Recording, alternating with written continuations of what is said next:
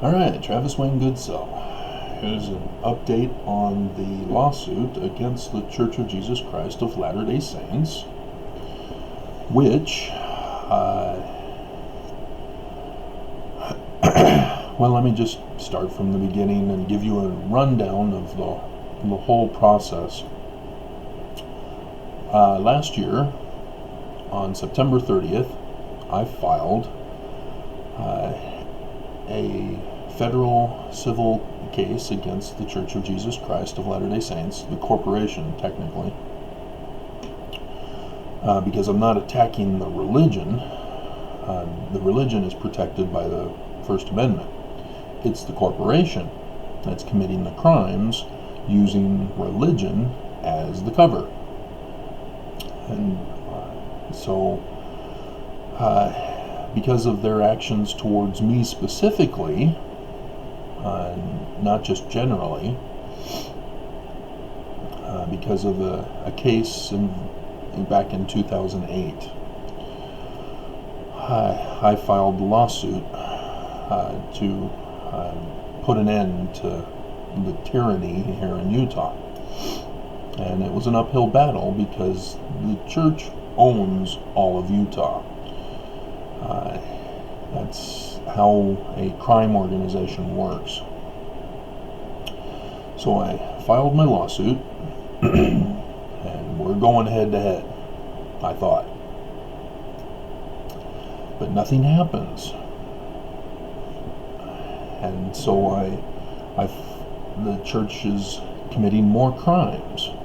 So I file, the best that I could understand, what I refer to as an addendum.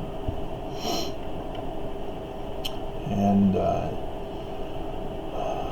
still, nothing is done, other than my case is referred to by Judge Waddups, who's a Mormon boy, to Judge Evelyn J. First. Get to her in a second.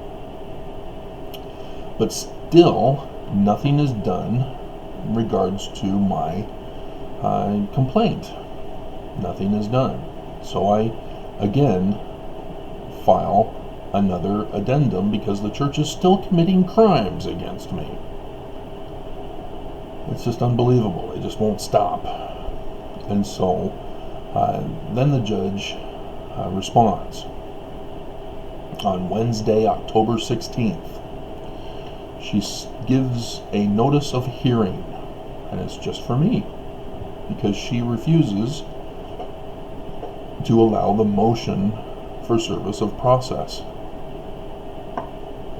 because I file in forma pauperis because of what the church has done to me. And so November 1st is the hearing. And in that hearing, she's saying addendums are not the way to go about this. I'm going to dismiss your case. I don't see anything here. You didn't even put a dollar amount in your request for relief. Because I was doing it as a whistleblower. I knew, because of what happened to me in 2006, 2 years before 2008, that Mormon Utah was going to give me grief in my case. And so, sure enough, here it was. She was going to dismiss my case. But I brought out the fact that the church was paying the person instrumental in the 2008 case. And the few girls that showed up in the gallery behind me were and the judge was even surprised, eyes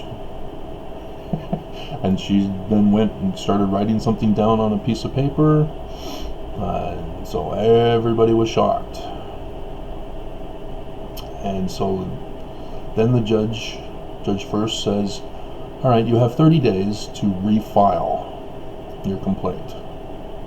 So on the 25th of November, I filed an amended complaint. That's the way she wanted it done. That's the way I did it. And so I filed my complaint, which includes counts involving war crimes, treason, RICO, hate crimes, discrimination against a person for their religious beliefs. Because if you're not familiar with Mormonism, it's not the Mormonism of Joseph Smith. Brigham Young took it on a different course. Not only did he take it away from the United States, he changed the religion itself, but claimed that Joseph Smith was the reason for the changes. He deceived Mormons back then. And so now we have things like a sustaining vote for each new successive president, rather than the Melchizedek priesthood having an Adam-on-Diamond priesthood meeting to vote for the new first presidency. That's one of the major differences. And there's plenty more with interpretations of the Book of Mormon as well, and lots of scandals, especially with translation. Because Brigham Young didn't take the title of translator with him. He thought it was all nonsense. He only took prophet, seer, and revelator and gave that to all his loyalists in his newly created Quorum of the 12. And that's what I was battling with David Burns, as you've heard me talk about yesterday, who trolls on It's Me Jesse and maybe others, but I totally humiliated him yesterday. And so filed the complaint November 25th. The judge still refuses to respond. And it's very frustrating. What am I going to do? How do I do this? I've got to save up money. I've got to, hold back on going and getting food, because of what the church did to me in 2008. I'm poor for the rest of my life. I can't get out. I'm trapped in poverty. And of course, Trump and Utah are working together to eliminate the poor from Utah. If you're unfamiliar, Mike Lee, Mr. Betrayal of America, he submitted a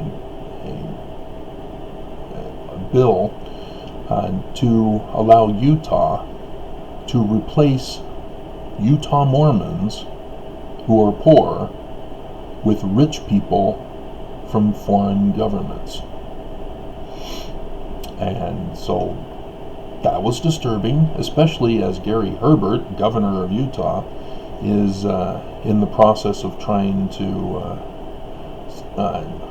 raise taxes on food, which failed, but still he attempted it. And he had to reverse the law on that one. But it's getting ugly here. They had a problem with the homeless shelter, which they shut down. It was atrocious. They have 1,100 beds at that downtown shelter, and it wasn't enough. They needed more shelters. But instead of getting more shelters, they went and had everybody arrested for being poor and claiming that it was drug related, blah blah blah. It's a crime here in Utah to be poor. And so the scandal caused a lot of people to get upset, and they decided, well, okay, we'll create 3 homeless shelters. Will that satisfy you guys? No, we don't want it in our town. and and so lots of problems. And in the end, they now have 3 shelters totaling 700 beds, 400 beds short of what was already too short in the first place. So that's how they treat the poor here in Utah. And so I understand why they're doing what they're doing to me. It's all part of their master plan. The poor are the World War II Jews in Germany. So, disgusting. Alright, so, but then, almost a month later, I'm double checking the online site where I found that the church had been paying this instrumental person back in 2008. And I'm like, oh my God, she changed her website. It no longer shows she's getting paid by the church. The church is trying to cover it up. This was after the motion, or the hearing, where I had to amend my complaint. Somebody leaked the information. And so I file a second motion for service of process and present the evidence that the church, the defendant, is trying to cover up their crimes committed against me.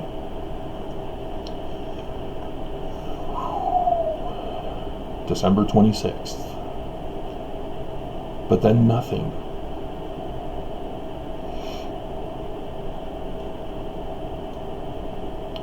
But it's Christmas time, the holidays, New Year, so maybe that's why. She took a recess for all of December. Very frustrated. But then, in the new year, I'm Google searching Judge First, and I come across a Salt Lake Tribune article from back on November 1st or 2nd,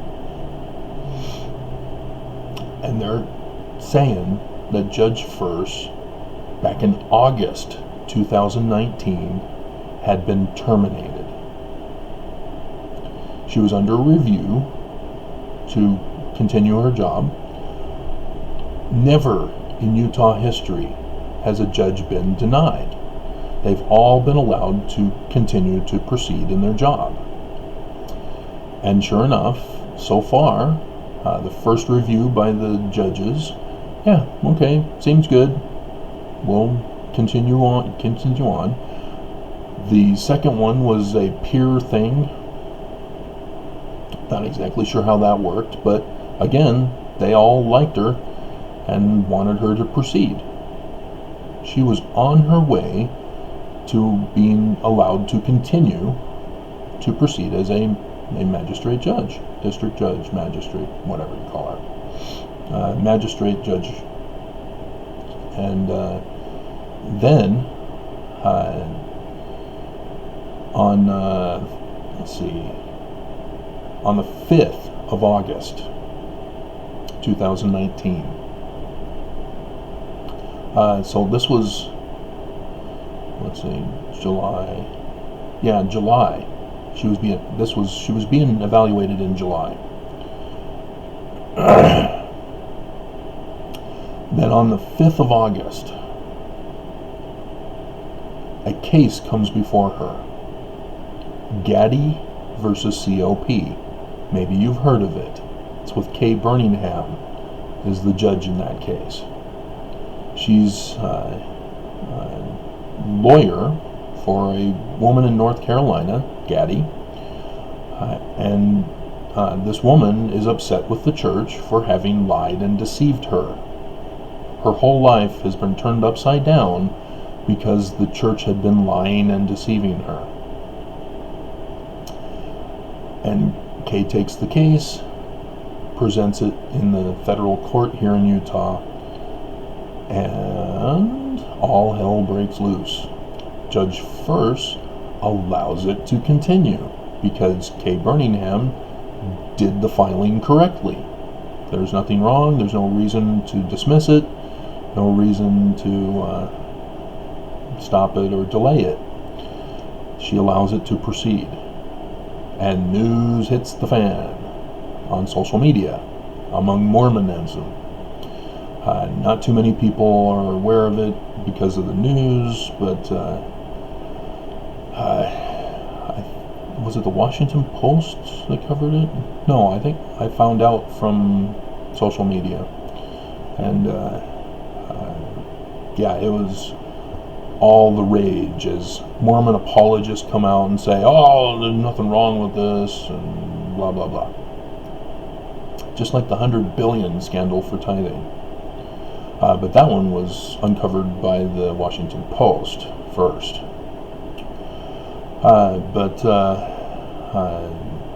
Yeah, the case was allowed to proceed.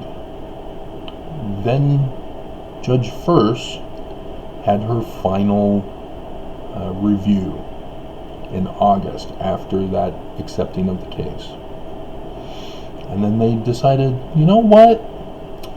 Now that we think about it more, as Mormons giving loyalty oaths in the temple to the church and to each and every successive president of the church, and our conflict of interest as we are forced to pay tithing to the church, which is not a donation, it is a protection racket, and we as judges are involved in this protection racket, have decided that there was a case you handled a couple years back in which a person came before your court for drug possession, and you released him to the Utah drug court. I'm sorry, but because you released that person, he then committed a violent assault on a cop, and therefore you're responsible, and therefore you are terminated. If you're not familiar with the other scandals of the other Utah judges, you'll understand why this one was ridiculous. And so, yeah, she's terminated. But she gets some time to finish up her work, her caseload. Gaddy v. COP, the church says, hey, she's just been terminated. We can't have her as a judge in this case anymore. Gaddy Gaddy K. Birmingham agrees, and they get a new judge. And last I've known from that one, when I did my motion here, they were stuck as the judge was allowing the church to continue to submit dismissal upon dismissal upon dismissal. So isn't that fun? See how powerful the church is to cover up their crimes? Or 121 Mormons covering up their sins? What? Many are called, but few are chosen? And so I filed on January 10th, 2020, a recusal of both Judges Waddups and First. Judge First, because she'd been terminated for allowing Gaddy to proceed. And so here she is in my case. She's refusing to proceed because she's been terminated, because it involves the church again. And I put in Judge Waddups because he knew she was fired and still assigned her to my case when she was supposed to be resolving her remaining caseload as she was on her way out the door. They gave her a new case, my case. And so I put in the reasons why Judge Waddups, as a Mormon, with the loyalty oaths, and the tithing protection racket, quoting the temple text for the recusal, and still nothing.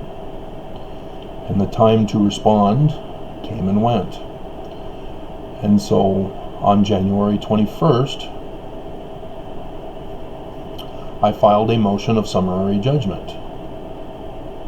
That's the best I can figure from the laws and the rules of the court proceedings, is because there's nothing in there about a judge committing a crime. How do you handle a situation where the judge is in default? So I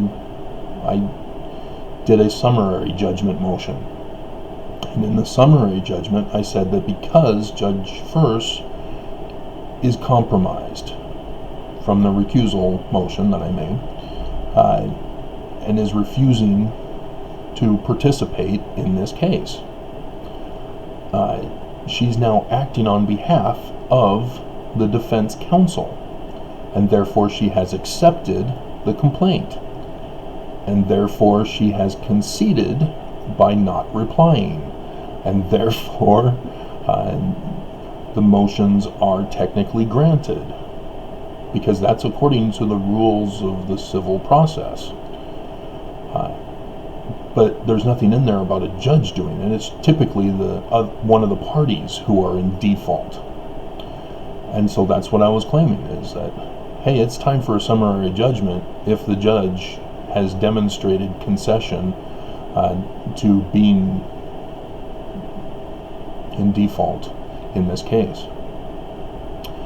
And so I filed the entry of default on 4 February 2020.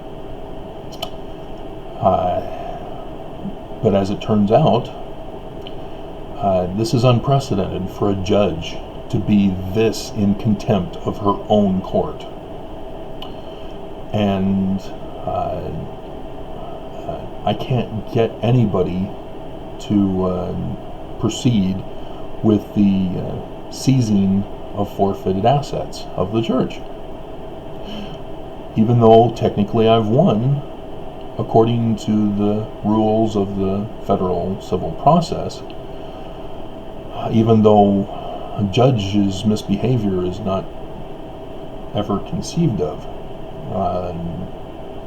nobody wants to assist me until the judge gives an order. And so what I have to do now is, from what I've found out, I have to file a judicial conduct or disability complaint, because that's the rule or the law. It's the Judicial Conduct and Disability Act of 1980, 28 USC 351 to 364. And so I've got the rules for judicial conduct and judicial disability proceedings. So yeah, I've got to file a complaint now, a whole new complaint, setting aside my complaint against the church, as I now have to file a complaint against a federal judge. Oh man. And so yeah, there's going to be a whole review and investigation as to whether my claims of her conflict of interest, of her the claim that I made that Gaddy v. COP was the reason for her firing. And so as I first thought, well, maybe she's helping me because this is the church and they're a criminal organization controlling the whole government, so she's trying to help me with winning the case in the background.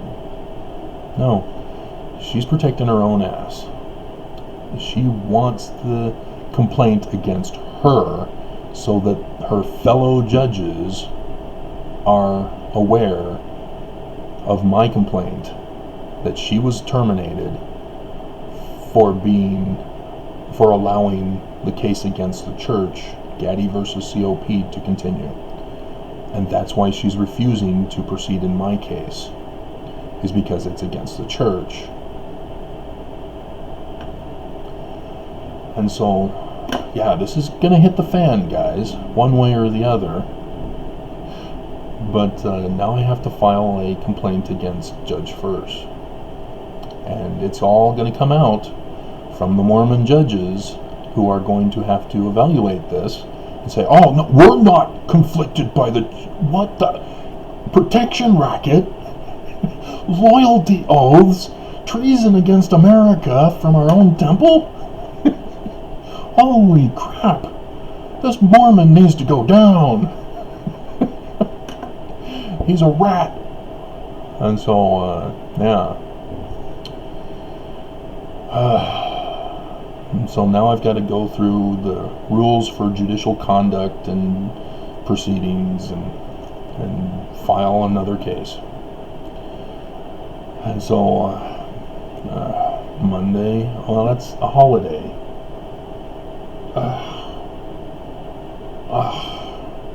So I don't know, Tuesday, I guess.